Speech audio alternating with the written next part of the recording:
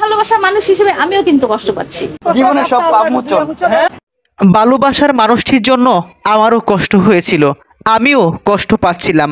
Mamun jail থেকে জামিন পেয়ে তিনি বললেন, জীবনে যত পাপ করেছি দুধ দিয়ে গোসল করার মাধ্যমে সেই পাপ মোচন করলাম।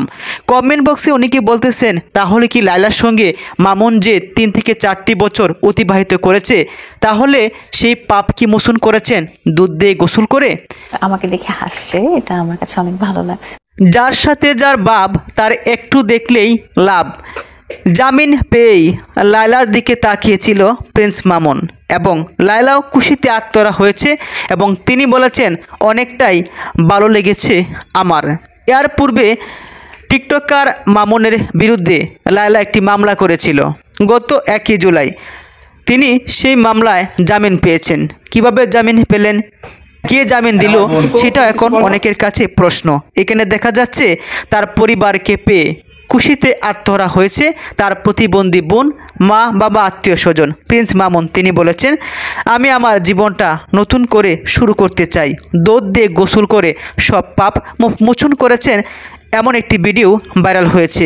এর পূর্বে মামলার বাদীপক্ষের আইনজীবী মাজিদুর রহমান সোহাগ জামিনের বিষয়টি নিশ্চিত করেন। মূলত 10,000 টাকা মুচলেকায় জামিন পেয়েছেন টিকটকার প্রিন্স মামুন। জামিন পাওয়ার পর থেকে দুধ দিয়ে গোসল করেছেন। সামাজিক যোগাযোগ মাধ্যমে ছড়িয়ে পড়েছে একটি ভিডিও, যেখানে দেখা যায় ছোটো চুলে জেলখানা থেকে বের হয়ে মামুন তার মাকে সালাম করেন, আর এরপরে তাকে দুধ দিয়ে গোসল করানো হয়। ছেলে মামুনের মাথায় দুধ ঢেলে দিচ্ছিলেন মা নিজেও। গত 9 জুন প্রিন্স মামুনের বিরুদ্ধে রাজধানীর ক্যান্টনমেন্ট থানায় একটি মামলা দায়ের করেন লায়লা। মামলার পরদিন রাত 9:30টার দিকে কুমিল্লার পুলিশ প্রিন্স মামুনকে গ্রেপ্তার করেন। প্রায় 27 দিন কারাভোগের পর জামিনে মুক্তি পেয়েছেন প্রিন্স মামুন। এইভাবে লাইফটা পার করে দিতে চাই আমার বাবা মার মুখে হাসি রেখে। এর পূর্বে গত 11 জুন মামুনকে জামিন দেওয়ার জন্য আবেদন করা হলে নামঞ্জুর করেন। অবশেষে 1 জুলাই মুক্ত আকাশে বের হলেন টিকটকার প্রিন্স মামুন। খুশিতে আত্মহারা লায়লা।